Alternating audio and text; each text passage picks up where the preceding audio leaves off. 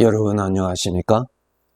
이 시간에는 시편 129편 말씀 중심으로 드리겠습니다.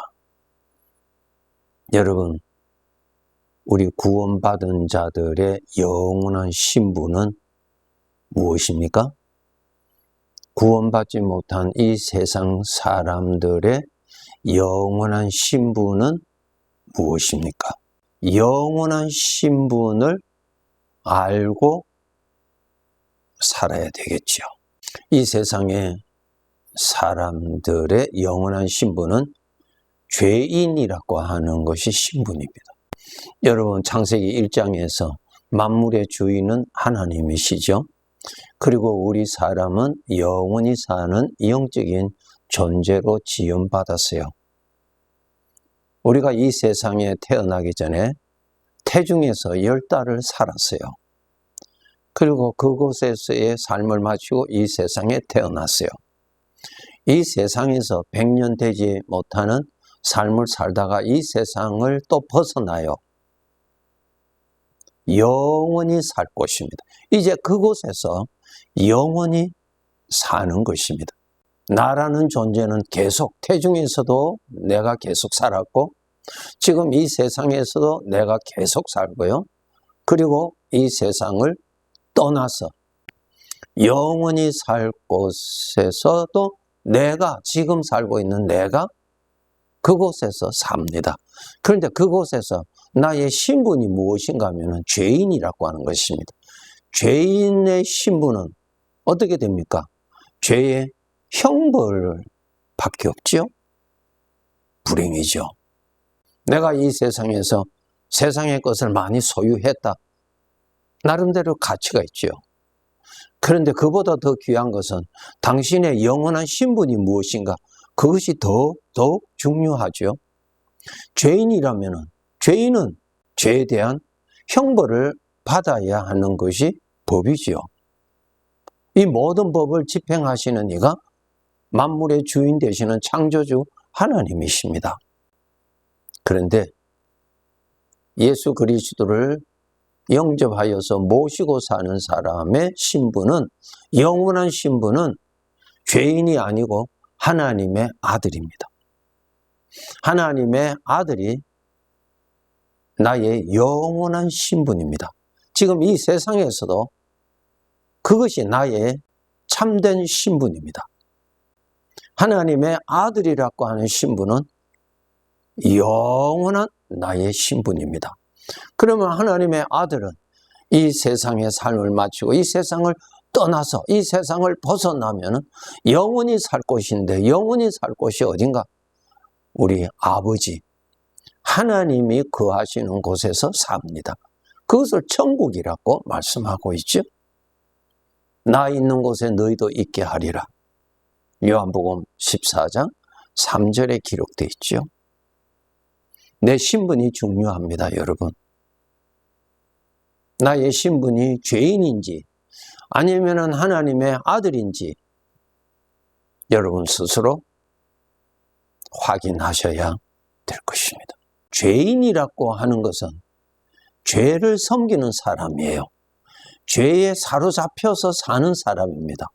죄의 충동을 받고 사는 사람들이죠. 죄가 주인이에요. 그 죄 뒤에는 악한 영이 있습니다. 마귀죠. 참 이렇게 따져보면 너무 불행한 것이죠. 죄가 그 사람을 지배하고 있는 거예요. 살아있는 그 죄가 그 사람을 지배하고 있어요. 그 죄는 마귀로부터 온 것이죠. 그래서 결국은 마귀를 섬기는 자가 된 것입니다.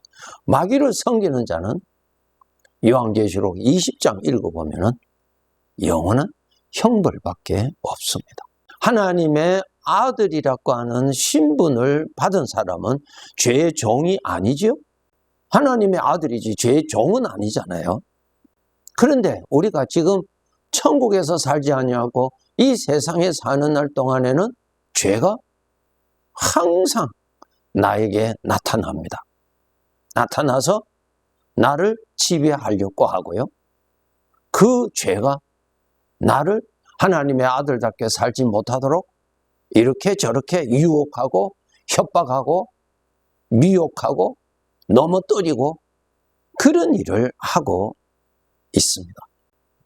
그래서 우리가 이 세상에서는 영적인 싸움터에서 살고 있는 것입니다. 죄가 살아있어요. 구원받았다 할지라도 우리는 아직까지 이 세상에 살고 있기 때문에 항상 죄와 더불어 싸움이 일어나죠. 죄가 항상 수시로 얼마든지 나타날 수가 있습니다. 그런데 알아야 될 것은 우리는 죄의 종이 아니죠. 여러분이 하나님의 아들이라면 죄의 종은 아니죠. 그 다음에 알아야 될 것이 뭐냐면은 죄는 하나님의 아들을 자기 마음대로 주장하지 못합니다. 이 점을 여러분 정말 아셔야 돼요. 마귀는 우리를 유혹해서 유혹하는 거예요. 어떻게 유혹합니까? 대화로. 여러분 마음에 생각이 나타나죠? 마귀의 말, 마귀의 생각, 죄에서 오는 생각들이 나타나요. 그 생각의 대화로 내 마음에만 들리는 소리예요. 대화를 해서 나를 자기가 주는 생각을 믿게 하고 자기가 주는 생각대로 생각하도록 유혹합니다. 끊임없이. 그러면 거기에 빠져서 내가 거기에 미혹당하여서 내가 따라가는 거예요. 내가 거기에 빠져들어가는 것입니다. 내가 무덤 안으로 들어가는 것입니다. 내가 어둠 속으로 들어가는 것입니다. 그렇게 들어가게 되면 하나님의 아들이라고 하는 신분을 가진 자가 죄의 생각에 빠져서 마치 죄의 종과 같이 살아가게 됩니다. 불행이죠? 더 나아가서 아버지의 이름을 욕되게 하는 것이죠. 더 나아가서 마귀의 조롱거리가 되는 것입니다. 이것을 알아야 돼요. 그래서 예수님께서 기도를 가르쳐 주실 때 너희는 시험에 들지 않도록 항상 기도하라. 시험에 든다는 것이 무엇입니까? 마귀가 항상 나타나서 나를 유혹한다는 것입니다. 나를 끌고 갈 수는 없어요. 유혹을 하는 거예요. 그래서 내가 그 생각을 받아들이고 내가 그 생각에 동감을 하고 내가 가는 거예요. 그래서 우리가 주님을 모시고 주님의 음성을 들으면서 주님의 말씀을 가까이 하면서 살아야 할 이유가 거기에 있습니다.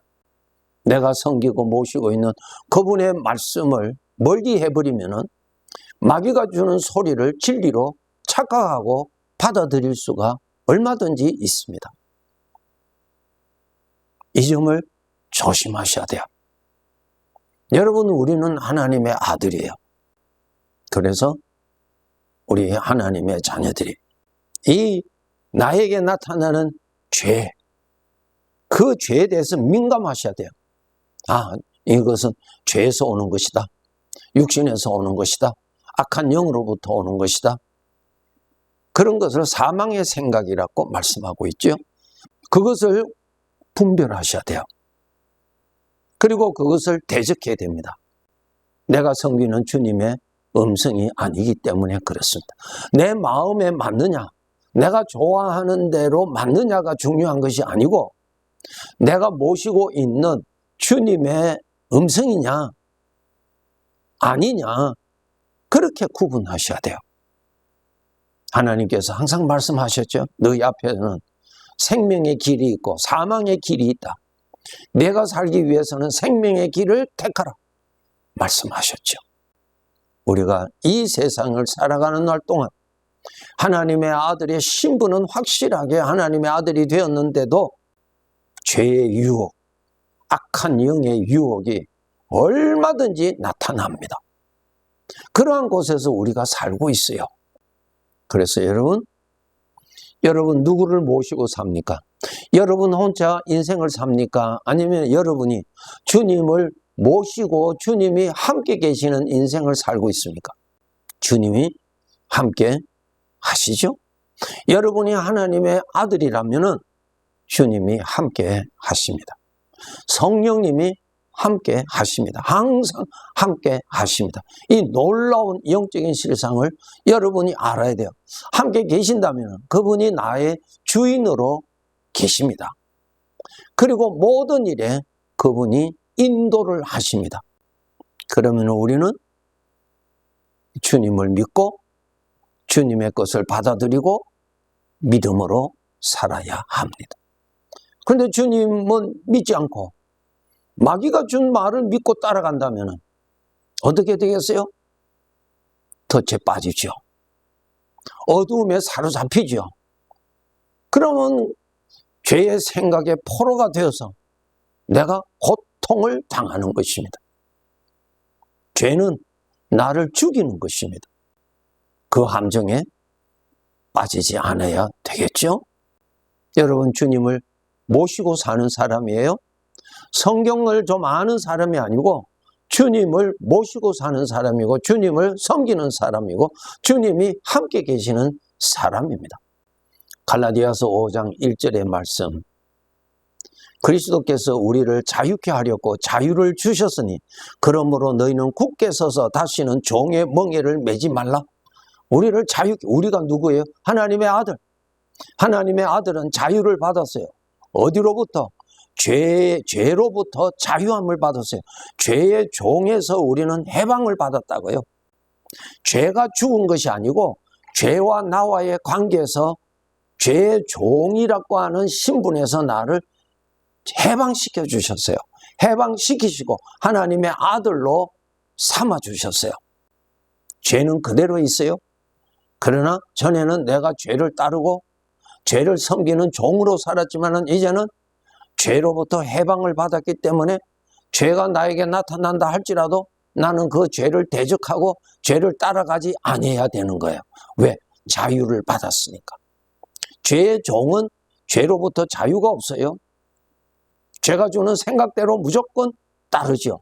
무조건 자기 것으로 받아들여. 무조건 죄에서 나오는 생각, 감정 전부 다 자기 것으로 다 받아들여. 철저한 종이죠. 그런데 우리 하나님의 아들은 아니죠. 마태복음 4장에 보면은 예수님에게도 사탄이 와서 시험하였죠. 예수님에게도 사탄이 와서 시험하였어요.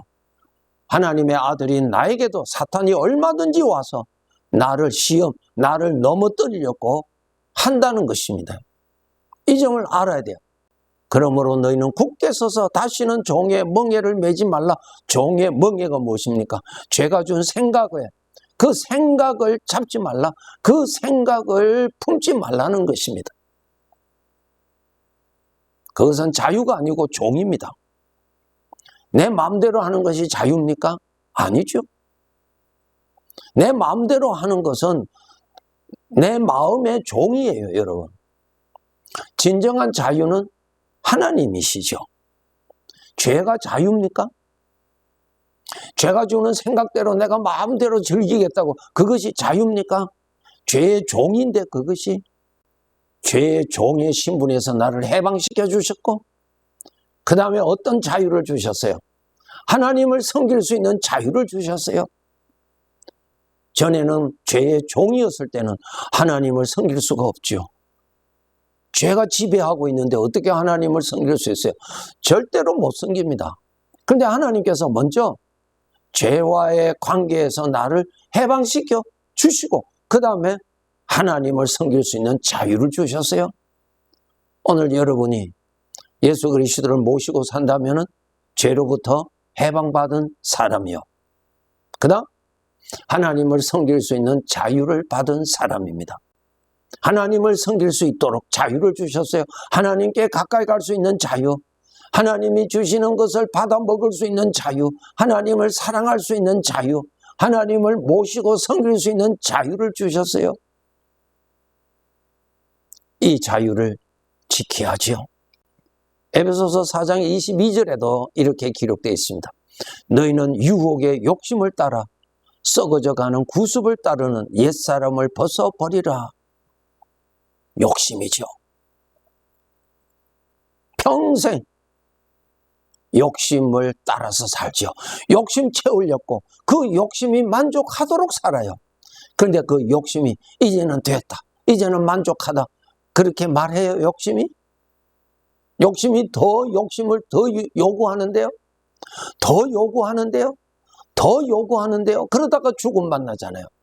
반드시 우리 알아야 될 것이 나의 삶의 주인은 하나님이십니다. 그럼 어떻게 살아야 되는가? 나의 욕심을 따라 사는 것이 아니고 주인을 기쁘시게 하는 삶을 살아야 됩니다. 왜 그렇게 살아야 돼요? 나의 삶의 주인이 나의 삶을 평가를 하시고, 그리고 영원히 살 곳에서 내가 받을 영광을 나의 삶에 따라서 나누어 주신다고 기록되어 있습니다. 나의 삶을 하나님 앞에서 다 심판받습니다. 주인을 얼마나 잘 섬겼느냐, 그것이 심판의 중심입니다.